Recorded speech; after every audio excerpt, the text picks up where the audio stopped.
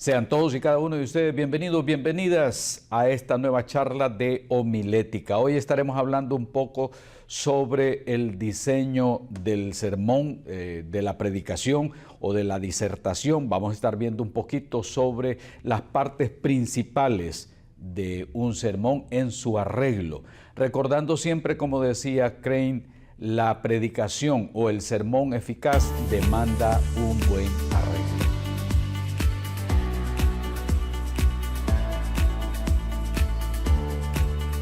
Como lo hemos estado diciendo en ocasiones anteriores, la predicación, al igual que un arquero, debe apuntar al blanco. Para eso debe tener claramente definido su propósito. No olvidemos esta imagen cuando usted va a ser invitado a predicar o va a ser invitada a dar un tema. Debe de tener en cuenta que es importantísimo el arreglo de ese estudio, de ese mensaje, de ese sermón. Debe de tener bien claro cuál es el propósito para el cual usted va a ir a disertar ese texto bíblico, ese tema. Y es necesario entonces que usted sepa bien cuál es su objetivo en la predicación. No vaya a suceder, como ha pasado con muchos, que pierden la oportunidad de dar en el blanco con el propósito. Cuando uno va a predicar en alguna iglesia, en algún lugar, va a dar un sermón, ya sea en una boda, en un funeral, en cualquier otro lugar, uno tiene que tener bien claro cuál es el propósito para dar ese mensaje. ¿Se acuerdan ustedes que hablábamos anteriormente del propósito evangelístico, doctrinal, devocional, de consagración, ético, el propósito de dar aliento o dar consuelo?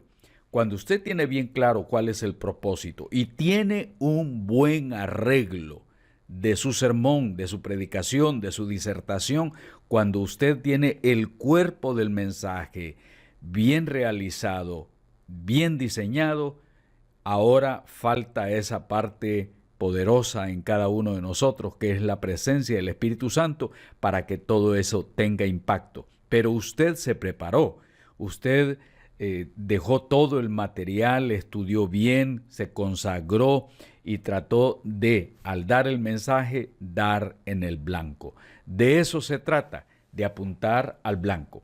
Pero bien, tenemos ahí un arreglo del sermón, un arreglo del mensaje, cualquiera que sea el tema. Tenemos en la parte de arriba lo que señala las divisiones principales. A la izquierda de la pantalla usted ve el texto y la introducción, la división 1, división 2, división 3 y finalmente el cierre. Y abajo están las subdivisiones. Trate de no olvidar ese esquema. Voy a estar haciendo énfasis y tratando de recordarle que es importante no salirnos del tema y para eso es necesario tener un buen bosquejo. Este esquema que tenemos ahí en pantalla nos va a permitir siempre mantenernos dentro del tema, no salirnos del tema y hacer uso adecuado de los pasajes bíblicos también.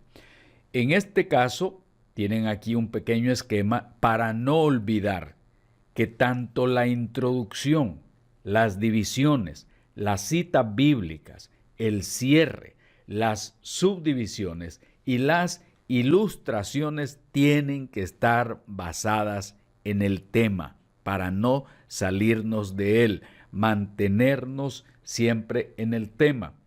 Para esto es necesario también hacer una buena introducción y una buena conclusión o cierre. Pensemos en este ejemplo, en este dibujo que está en pantalla, que la introducción debe ser breve, apropiada e interesante. Y cuando decimos breve, hay que tener cuidado porque hay personas que hacen una introducción tan larga que después se acuerdan que el mensaje también va a ser un poco largo y aquello se va a volver algo tedioso y la gente puede cansarse y empezar a ponerse de pie o a salirse. debe ser apropiada porque no podemos dar introducciones que no tengan que ver con el tema o quizás lleven algún tipo de lenguaje que no sea el más apropiado ni la ilustración sea la más adecuada. Debe ser interesante, es decir, debe de despertar el interés de querer oír más, de querer saber más. Lo mismo pasa con el cierre. Debemos de aprender a recapitular, porque en la repetición, en la recapitulación, las personas recuerdan más el mensaje y esto lo van a tener siempre, siempre en mente. Saber aplicar ese cierre y por último, saber invitar. ¿Invitar a qué? Invitar a consagrarnos más, invitar a dedicarnos más al Señor, invitar a la fidelidad, invitar a un verdadero encuentro con Jesucristo. Es decir, tanto la introducción como el cierre tienen que tener coherencia con el tema. El problema es cuando nosotros no sabemos concluir. Pasa el tiempo y este esquema del avión lo vamos a tener ahí porque parece que el hermano o la hermana está dando tantas vueltas que no sabe cómo aterrizar. No sabe cómo alcanzar esa pista para lograr aterrizar con el tema y concluir finalmente de una manera impactante. Cuando no se sabe concluir, les podría pasar lo que le pasó a este señor que está en pantalla. Dice: mis queridos hermanos y hermanas, no sé si terminar aquí o si sigo predicando. Y cuando él se viene a dar cuenta, la mayoría están dormidos o pensando en otra cosa. Hay que saber concluir. Muchos terminan la predicación de un solo golpe y dicen: bueno, hermanos, que Dios los bendiga, muchas gracias por esta oportunidad. Y la gente se queda pensando: bueno, ¿y qué pasó aquí? ¿Por qué cerró así tan violentamente? ¿Por qué no hizo una conclusión? Sencillo, no se había preparado bien.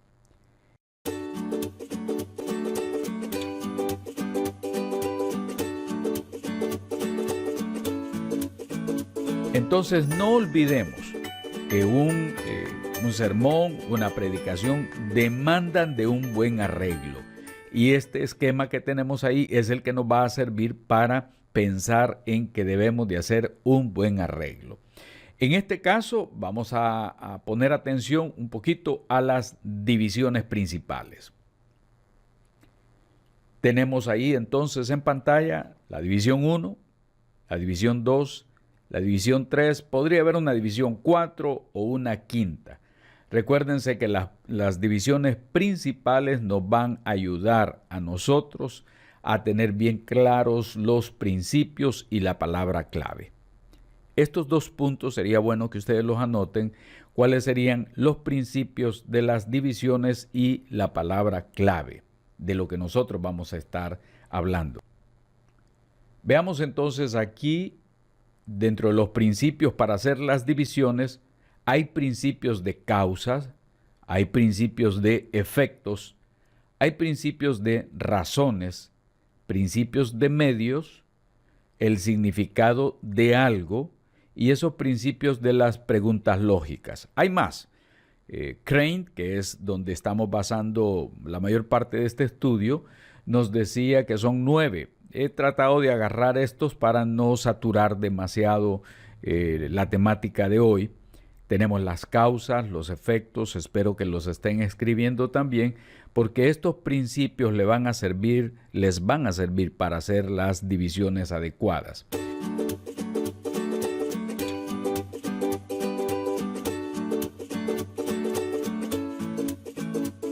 Veamos el primero, el principio de la causa.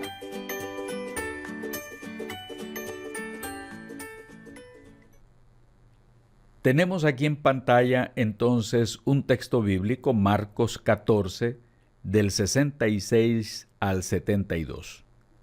El título es, porque siempre es bueno tener el título del mensaje, también las personas cuando graban los mensajes dice cuál era el título del mensaje, porque eso nos ayuda a recordar todo lo que fue el mensaje en sí. Tenemos entonces estas divisiones. Hermanos y hermanas que están escuchando en estos momentos este estudio, Dividan siempre sus temas, subdivídanlos. De esta manera les va a ayudar a recordar todo lo que deben de decir sin salirse del tema. Siempre es bueno tener el punto 1, punto 2, punto 3. En este ejemplo tengo punto 4 y punto 5. Siendo el título El camino de la negación, la palabra clave surge de esa oración de transición que hacemos nosotros cuando vamos a preparar el mensaje. Yo diría, tracemos los pasos que conducen a la negación de nuestro Señor y Salvador.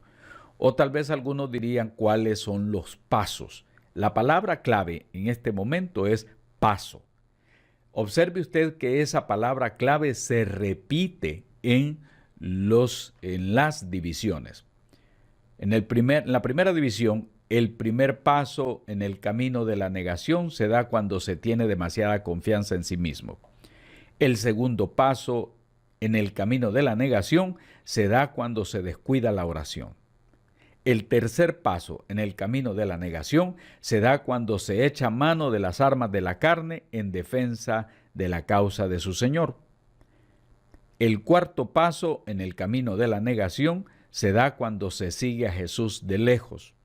El quinto paso, o el paso final, en el camino de la negación se da cuando se abandona el compañerismo de los hermanos. Observe usted ahí. Entonces tenemos una palabra clave, el paso, paso. Y lo que tuvimos nosotros en esta situación es la búsqueda de la causa. Tenemos entonces otro principio, el principio del efecto. O sea, en este caso vemos nosotros ante la proposición, la experiencia del pueblo de Israel en Cades Barnea nos hace ver con suma claridad cuáles son los efectos desastrosos de la incredulidad. Y ahí está el título. El título es ¿Qué hace la incredulidad?, basada en el libro de Números, capítulo 14, del 1 al 11. ¿Qué hace la incredulidad? Entonces, parte 1, parte 2, o la división 3, división 4, tenemos entonces la palabra clave es incredulidad. Siempre busque una palabra clave, le va a hacer más fácil sus sermones, desarrollar sus sermones o diseñar sus sermones o sus mensajes, predicaciones, disertaciones o temas que usted vaya a desarrollar teniendo la palabra clave. La palabra clave es la que le va a ayudar a usted a diseñar esas divisiones. Primero, la incredulidad denigre el carácter de Dios.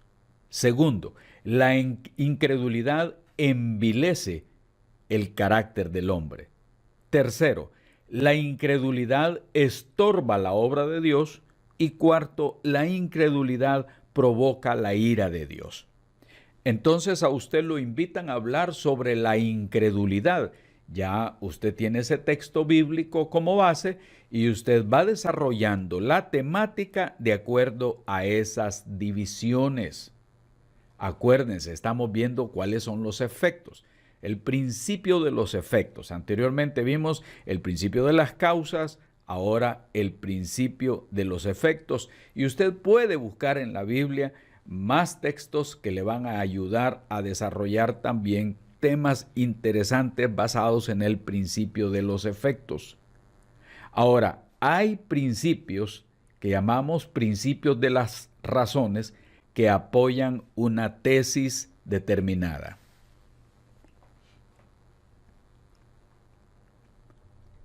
Vamos a ver entonces las razones que apoyan una tesis determinada. Entonces, el pueblo cristiano siempre debe ser caracterizado por una actitud de sumisión a la soberana voluntad de Dios. Eso es lo que usted tiene que tener como proposición y tener esa palabra en mente. El pueblo cristiano siempre debe ser caracterizado por una actitud de sumisión a la soberana voluntad de Dios. Ahora, en la oración de transición, Crane nos dice, consideremos dos razones o más razones, en este caso consideremos tres razones que demuestran lo razonable de esta actitud, de decir, de pensar siempre, hágase la voluntad del Señor. Entonces, uno se pregunta, ¿cuáles son esas razones? Primero, porque hacer su voluntad le honra a Él. Segundo, porque hacer su voluntad es señal de sumisión. Porque hacer su voluntad trae bendición sobre nosotros. Entonces ya usted tiene ahí la palabra clave, voluntad, voluntad, voluntad. Siempre en las divisiones usted tiene que tener una palabra clave que le ayude al desarrollo de las divisiones, del tema de cada una de las divisiones. Veamos entonces, este es el principio de las razones, ¿no? Vamos a ver el principio de los medios para alcanzar un fin. Ahora bien, no se preocupe tanto de tratar de comprenderlo todo ya con esta primera vez. Yo le sugiero que vuelva de nuevo a escuchar o a ver de nuevo aquí en YouTube o en la oportunidad que usted tenga en estos videos de repasar nuevamente para entender los principios. Estamos haciendo énfasis en los principios y tomando estos textos como ejemplo y estos bosquejos como ejemplo, nada más como ejemplo. Pero usted puede ir haciendo otros ejercicios más basados en estos ejemplos. Veamos entonces el principio de los medios para alcanzar un fin.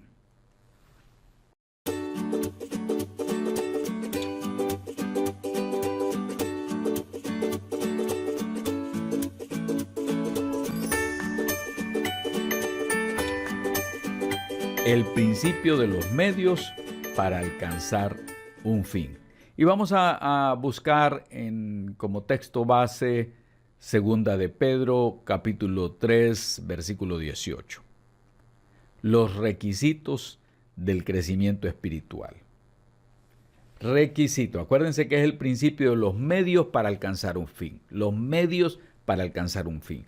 Entonces, ¿cuáles son los requisitos del crecimiento espiritual? Y aquí tenemos 3 divisiones. Acuérdese que estamos viendo las divisiones, que debe de quedar en claro que para desarrollar un tema que a usted lo invitan de media hora, de 40 minutos, de 20 minutos, el tiempo que sea, usted debe tener las divisiones bien claras de lo que usted va a decir. En el ejemplo que estamos viendo nosotros de los principios o el principio de los medios para alcanzar un fin, dice los requisitos del crecimiento espiritual. El primer requisito del crecimiento espiritual es el de una alimentación adecuada. El segundo requisito del crecimiento espiritual es la perseverancia en la fe. El tercer requisito del crecimiento espiritual es el de una actividad apropiada. Entonces tenemos ahí, la obligación de crecer en estatura espiritual implica la necesidad de atender a los requisitos que tal crecimiento demanda. Entonces, es como que si usted se hace esa pregunta, vamos a ver cuáles son los medios para alcanzar el fin en este caso, los requisitos del crecimiento espiritual. Y usted pone los requisitos que van apareciendo ahí mismo dentro del pasaje bíblico y sustentado en el resto de la palabra de Dios. Usted quiere que la congregación crezca espiritualmente. Entonces, este texto podría ser uno de los textos adecuados y las divisiones del bosquejo que estamos presentando ahorita en pantalla le pueden ayudar mucho. También tenemos el principio del significado de algo. Anótelo ahí también. El principio del significado de algo. Y vamos a basarnos en Filipenses capítulo 1 del 27 al 30. Filipenses capítulo 1 del 27 al 30. ¿Qué título le pusimos? Pues este que aparece en pantalla. ¿Qué es una vida digna del Evangelio? ¿Qué es una vida digna del Evangelio? Es el significado de algo que estamos buscando en este momento. Y la proposición sería, la exhortación apostólica nos hace preguntarnos qué cosa es una vida digna del Evangelio. Y tenemos división 1, 2, 3, 4. Lo dividimos en 4 secciones y en este caso, una vida digna del Evangelio es una vida de paz. Una vida digna del Evangelio es una vida de combate también. Una vida digna del Evangelio es una vida de fe. Una vida digna del Evangelio es una vida de amor. Como pareciera que al principio dice paz y abajo dice combate, estamos pensando en unas subdivisiones de una vida de paz, paz para con Dios, paz para con nuestro Señor Jesucristo. Pero al mismo tiempo una vida de combate, y podríamos decir combate contra la carne como una subdivisión, combate contra el mundo como otra subdivisión y combate contra el enemigo que es Satanás como otra subdivisión. Entonces tenemos nosotros las divisiones principales, pero dentro de cada una de estas divisiones irían otras subdivisiones que vamos a ver algunos ejemplos más adelante.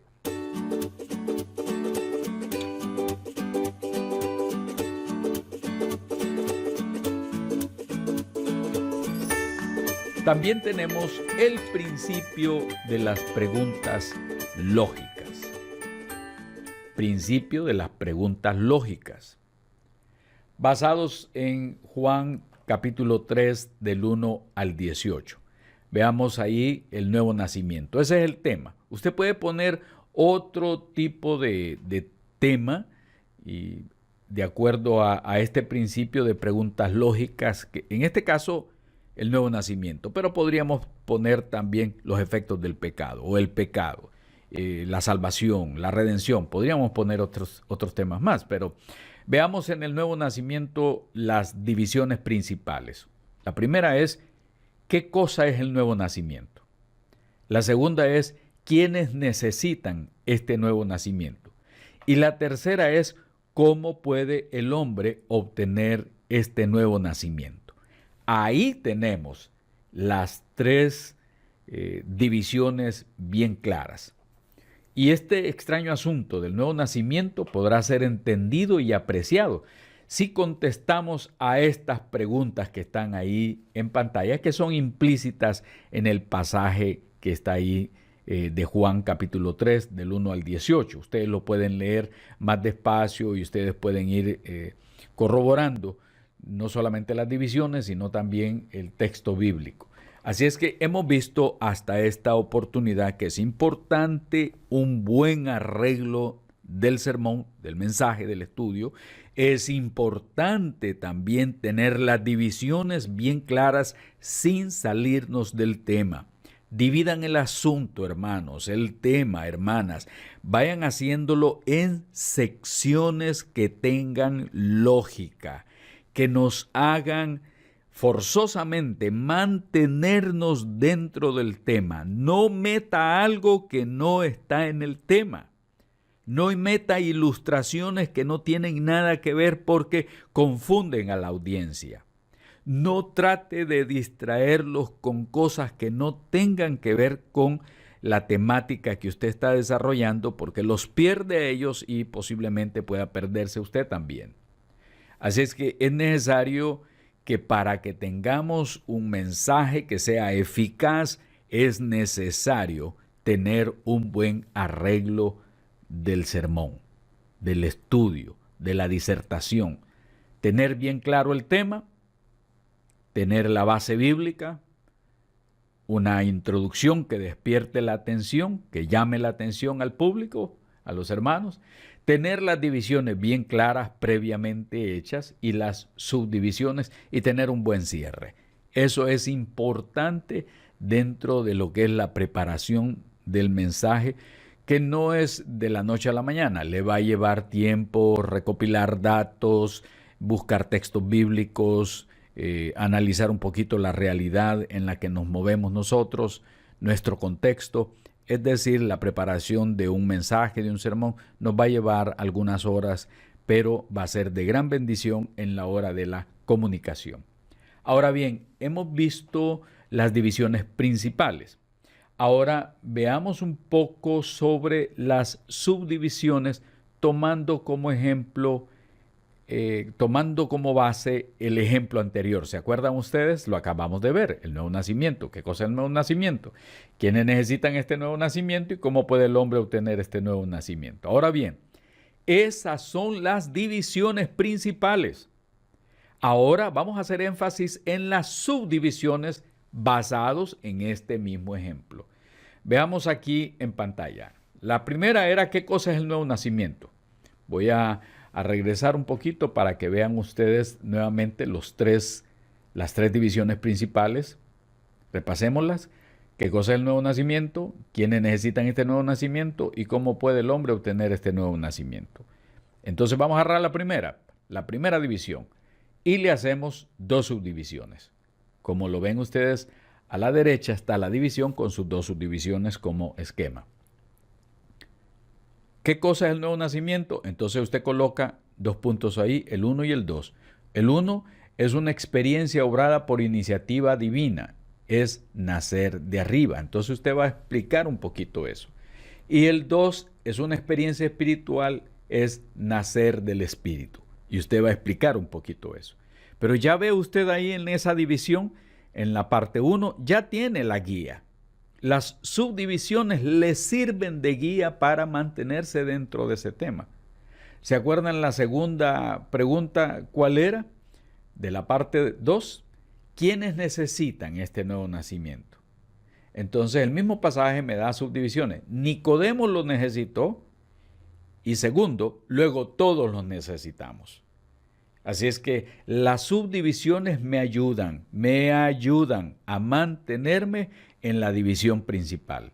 De eso se trata en esta clase, de tener bien claro el arreglo del sermón, el arreglo del estudio con las divisiones y subdivisiones. Lo único que tiene que hacer es, como ya estudió usted bien el pasaje, la temática, y ha tratado de escudriñar en otros libros algo más con relación al tema, le va a ser muy fácil explicarlo manteniéndose dentro de esta temática. ¿Quiénes necesitan este nuevo nacimiento? Bueno, Nicodemo y luego lo necesitamos todos. Esto le va a permitir a no andar hablando sobre el arca de Noé, ni se va a mantener hablando sobre las batallas que se dieron en Jericó, ni nada de eso, sino usted se va a mantener dentro del tema del nuevo nacimiento. La tercera parte, que es la que nos faltaba también, vemos nosotros cómo puede el hombre obtener el nuevo nacimiento. ¿Se acuerdan de esa división? Ahí la tienen, me imagino que la escribieron. La dividimos en dos puntos, reconociendo que ha sido mordido por la serpiente del pecado y dirigiendo la mirada de la fe hacia aquel que fue levantado en la cruz como nuestro sustituto. Tenemos esas dos subdivisiones. Como aparece ahí en pantalla, del lado derecho en la parte de arriba, esos símbolos de división y subdivisión, vemos nosotros también que aquí encontramos o tenemos enfrente ante esa pregunta dos subdivisiones. Una vez más, subdividan los temas, subdivídanlos, le va a ser más fácil recordarlos cuando ustedes van subdividiendo esas divisiones principales. Al irlas subdividiendo, les va a ser más fácil. Yo sé que usted quiere predicar, quiere dar un sermón, quiere dar un buen estudio, pues siempre tenga en cuenta esto, que es necesario subdividir los temas principales. Es necesario subdividir esas divisiones principales. Entonces, ¿cómo quedaría ya el estudio sobre el nuevo nacimiento? Ahí lo vemos en pantalla. Parte 1, parte 2, parte 3, con sus subdivisiones. Así es como se elabora un sermón, así es como se prepara un sermón, con una secuencia lógica basada en la palabra clave. Recuérdelo, secuencia lógica basada en la palabra clave, que debe quedar en la mente de los hermanos y las hermanas, en la mente de todo ese público que tiene ahí, debe de quedar bien claro la palabra clave que le va a servir a usted, No es necesario que la esté repitiendo tanto para que la gente la memorice. Es para usted, para que usted sepa que debe de mantenerse dentro de la temática. Acuérdese siempre, un sermón eficaz, un buen sermón, una buena predicación, demandan siempre de un buen arreglo. Necesita trabajar. No haga como muchas personas dicen, bueno, el Señor me va a dar ahí lo que tengo que decirlo y el Espíritu Santo se glorifica y usted puede decir todo eso y todo lo que usted quiera, pero las cosas de Dios demandan trabajo también. Usted tiene que ser responsable. Hay mucho predicador irresponsable. Agarran pasajes favoritos y se dejan ir sobre ellos y dicen lo que se les da la gana, usando muletillas, usando ilustraciones que nada tienen que ver, situaciones personales, testimonios personales. A veces se agarran contra la gente, se pelean con la gente y eso es tiempo perdido y eso es estar escuchando a alguien que no sabe ni dónde está parado. No se trata de estar oyendo una arenga política. No se trata de estar escuchando a una persona que simplemente discursa sin tener una guía. Es necesario tener un esquema bien elaborado y por supuesto hay que trabajar en ello. ¿Se recuerdan ustedes? Si ustedes tienen bien claros los objetivos, el disparo será directo al blanco. Tenemos un propósito, tenemos un mensaje, tenemos algo para predicar, tenemos algo para compartir. Esperando que esta clase les haya sido de gran bendición, los invito a que se suscriban al canal aquí mismo en La Biblia Hoy y le dé clic a la campanita ahí para que le esté avisando cada vez que subamos un nuevo video. También los invito a dejar sus comentarios aquí mismo en la página o escribirnos a nuestro correo electrónico hoybiblia@gmail.com, hoybiblia@gmail.com. Que el Señor continúe derramando muchas bendiciones y hasta la próxima.